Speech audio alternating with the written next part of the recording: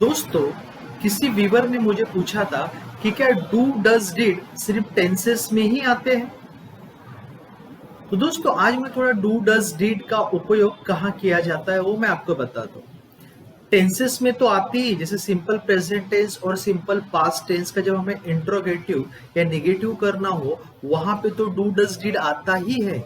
लेकिन यहाँ पे मैं वर्कशीट शेयर करता हूँ। और डू डज डिड के प्रयोग जैसे टेंसेस में आते हैं, पोजीशन में आते हैं, एम्फेथेटिक सेंटेंस में आते हैं, उसके बाद have to, has to, had to, need to, intend to और टेंड टू, इसमें भी हम डू डज डिड के प्रयोग कर सकते हैं। अब इस यहाँ पे मैंने कुछ सेंटेंसेस लिए हैं, देखते हैं। जैसा पहला सेंटेंस है, क्या तुम उसके साथ पार्क में जाते हो। अभी इसकी इंग्लिश क्या होगी। अभी ये सिंपल प्रेजेंट का है, मतलब रोज का है, रूटीन का है, तो इसका इंग्लिश होगा do you go to park with him. Do you go to park with him, तो यहाँ पे डू आएगा। हाँ, अभी इसका जवाब देना है, तो इसका जवाब सिंपल है, हाँ मैं उसके साथ पार्क जाता हूँ। तो यस,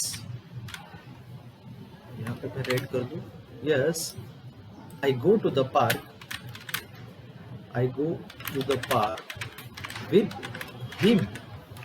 फिर अगला है, क्या वह मार्केट जाता है, मतलब अभी थर्ड पर्सन के लिए हो गया, तो थर्ड पर्सन के लिए मुझे यहाँ पे डज लगाना पड़ेगा। Does he go to the market. नहीं, वो मार्केट नहीं जाता है, मतलब निगेटिव है, तो मैं यहाँ पे बोलूंगा no he doesn't go to the market. वैसे डू डज डिड ये इंट्रोगेटिव और नेगेटिव क्वेश्चंस, मतलब नेगेटिव वाक्य जब हमें बनाने होते हैं उस समय डू डज डिड का प्रयोग किया जाता है। क्या आपने कल रात कुछ खाया।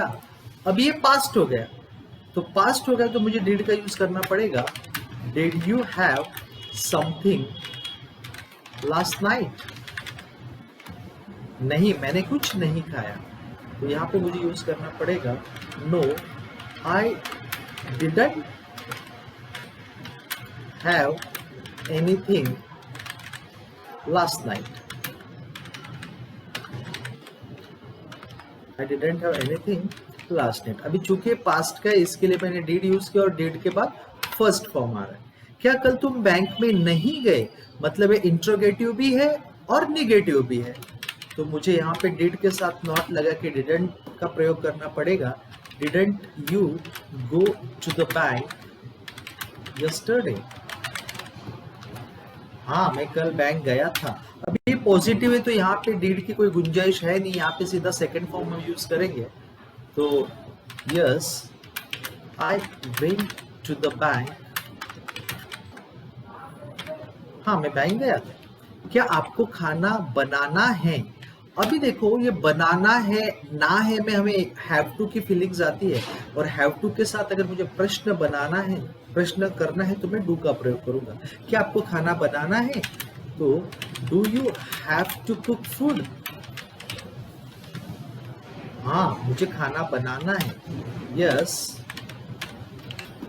रेड करना रहेगा यहाँ पे। Yes I have to cook food. क्या तुम्हें रोज खाना बनाना पड़ता है। अभी यहाँ पे बाध्यता आ गई, फोर्स आ गया, तो भी हमें हैव टू की फीलिंग्स देता है, और जब हैव टू पे मुझे क्वेश्चन बनाना है तो मैं डू का ही प्रयोग करूंगा। Do you have to cook food. अब जवाब में है नहीं। अच्छा, रोज है, रोज है तो आप एवरीडे लगा सकते हैं, एवरीडे। अब जवाब में नहीं, मुझे रोज खाना नहीं बनाना पड़ता है, तो मैं यहाँ पे बोलूंगा no I don't have to, I don't have to cook food every day. क्या नेहा को कपड़े धोने पड़ते हैं। यहाँ पे भी बाध्यता है और फोर्स है, तो फोर्स के लिए हम हैव टू का प्रयोग करते हैं, लेकिन प्रश्न है तो मुझे थर्ड पर्सन है तो यहाँ पे मैं डज लगाऊंगा। Does Neha have to wash clothes. क्या नेहा को कपड़े धोने पड़ते हैं? नहीं, नेहा को कपड़े नहीं धोने पड़ते। मतलब फिर से यहाँ पे नेगेटिव आ गया तो मैं बोलूंगा no, Neha doesn't have to. अब डज आ गया तो फिर यहाँ पे हैज टू नहीं, मुझे फिर से हैव टू का प्रयोग करना पड़ेगा। No, Neha doesn't have to खाना पकाना पड़ता है ना, तो कुक फूड। यहाँ पे थोड़ा गलत हो गया, यहाँ पे मुझे ऐसा लिखना था कि नेहा को कपड़े धोने नहीं पड़ते, तो यहाँ पे आ जाता कि no, Neha doesn't have to wash clothes. ठीक है, अभी नेक्स्ट क्वेश्चन है, क्या कल तुम्हें कपड़े धोने पड़े? अब ये हो गया पास्ट का। पास्ट की मजबूरी अगर मुझे पूछना है तो डिड आएगा। Did you have to wash clothes yesterday? अभी डिड आ गया है, इसके लिए फिर से हैव टू आ जाएगा। तो मुझे कपड़े नहीं धोने पड़े, तो यहाँ पे आएगा I didn't have to. I didn't have to wash clothes. Next है, क्या तुम्हें हॉस्पिटल जाने की जरूरत है? अभी जरूरत है मतलब मुझे नीड का यहाँ पे सहारा लेना पड़ेगा, नीड टू का सहारा लेना पड़ेगा, और प्रेजेंट इसके लिए डू। क्या तुम्हें हॉस्पिटल जाने की जरूरत है? Do you need to go to hospital? मुझे हॉस्पिटल जाने की जरूरत नहीं है, अभी यहाँ पे निगेटिव हो गया, तो मुझे फिर से लिखना पड़ेगा I don't need to go to hospital. क्या तुम्हें पैसे की जरूरत है? अभी यहाँ पे नीड टू नहीं आएगा, सिर्फ नीड आएगा। Do you need some money? यहाँ पे मैंने बोल दिया कि भाई मुझे पैसे की जरूरत नहीं है, अभी नेगेटिव है, तो मैं लगाऊंगा आई डोंट नीड मनी। अगला क्वेश्चन है, तुम्हें किस चीज की जरूरत है? दोस्तों मैं आपको यहाँ पर डू, डज और डीड के प्रयोग समझा रहा हूँ, क्योंकि ज्यादातर स्टूडेंट के माइंड में ये ख्याल होता है कि सिंपल प्रेजेंट टेंस और सिंपल पास्ट टेंस में ही डू, डज, डीड का प्रयोग किया जाता है। लेकिन मैं आपको अभी बता रहा हूँ कि अलग अलग वाक्यों में भी हम डू, डज, डीड का प्रयोग कर सकते हैं। नेक्स्ट, तुम्हें किस चीज की जरूरत है? तो यहाँ पे आएगा व्हाट डू यू नीड, मतलब तुम्हें किस चीज की जरूरत है। इसको मैं रेड कर दूं, मुझे एक बाइक की जरूरत है। मुझे एक बाइक की जरूरत है, तो आई नीड, अभी यहाँ पे ना डू आएगा ना डज आएगा, क्योंकि सीधा सीधा सेंटेंस है, तो आई नीड अ बाइक। क्या तुम्हारा इरादा उस लड़की को इम्प्रेस करने का है? अभी इरादा होना मतलब इंटेंशन होना, तो यहाँ पे मुझे इंटेंट टू का प्रयोग करना पड़ेगा। अब चूंकि ये सवाल है तो मुझे डू का यहाँ पे सहारा लेना पड़ेगा। क्या तुम्हारा इरादा, do you intend to impress that girl? मेरा इरादा कुछ भी करने का नहीं है, तो फिर यहाँ पे निगेटिव आ गया। I don't intend to do anything, मेरा कुछ भी करने का इरादा नहीं है। क्या तुम्हारा इरादा उसे जान से मारने का था? अभी ये पास्ट हो गया, अभी पास्ट हो गया, तो मुझे बट ऑब्वियसली कि डीड का प्रयोग करना पड़ेगा। Did you intend to kill him? Next है, क्या उसकी झूठ बोलने की प्रवृत्ति है? प्रवृत्ति होना मतलब टेंडेंसी होना, और टेंडेंसी के लिए मुझे टेंड टू का प्रयोग करना पड़ेगा। क्या उसकी, अभी थर्ड पर्सन है, तो थर्ड पर्सन के लिए मुझे यहाँ पे डज का सहारा लेना पड़ेगा। Does he tend to, does he tend to tell lies? क्या उसकी झूठ बोलने की प्रवृत्ति है? नेक्स्ट, क्या आपके पास एक साइकिल है? अभी यहाँ पे दोस्तों आप यहाँ पे देखोगे तो पोजीशन आ गया है। पोजीशन मतलब आप किसी चीज के मालिक हो क्या, आपके पास कोई चीज है क्या, ये पूछने के लिए फिर मुझे डू डज का प्रयोग करना पड़ेगा। क्या आपके पास एक साइकिल है? Do you have a bicycle? Next है, मेरे पास साइकिल नहीं है लेकिन कुछ साल पहले मेरे पास साइकिल थी। अभी यहाँ पे देखो, मेरे पास अभी साइकिल नहीं है, मतलब आई डोंट हैव अ बाइसिकल, लेकिन मेरे पास साइकिल थी, है ना, कुछ साल पहले। I had a bicycle some before couple of years,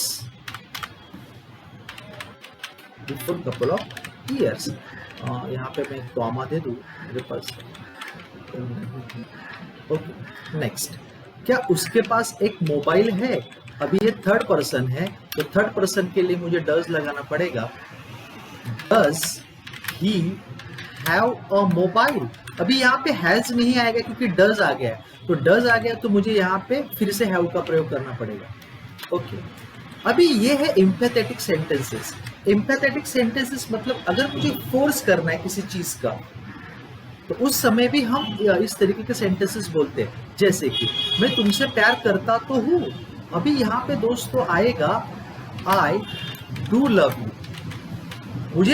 मुझे अगर सिर्फ बोलना है कि मैं तुमसे प्यार करता हूं तो आएगा आई लव यू, लेकिन करता तो हूं, मैं जोर दे रहा हूं, एम्फेसाइज कर रहा हूं, तो वहां पे मुझे डू लगाना पड़ेगा। आई डू लव यू, है ना।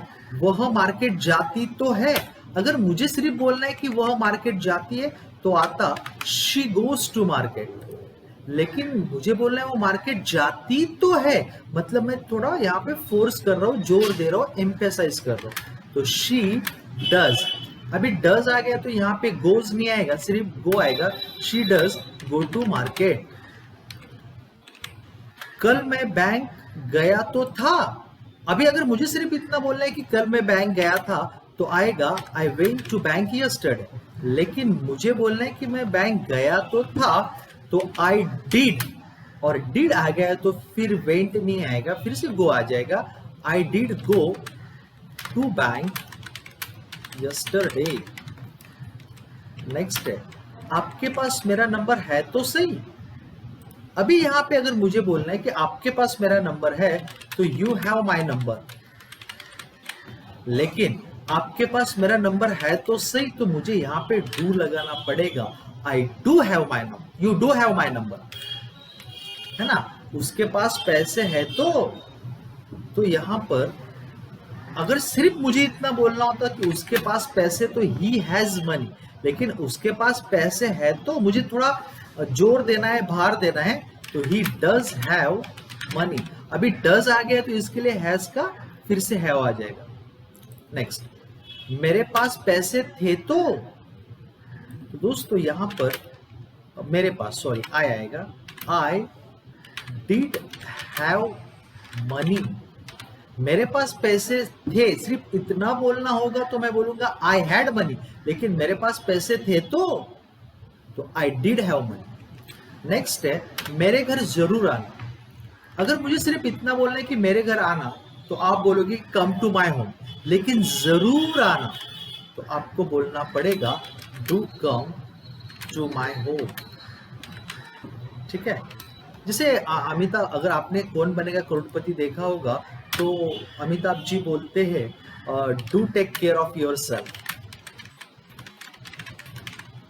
मतलब अपनी सेहत का जरूर ख्याल रखना, जरूर जरूर ख्याल रखना।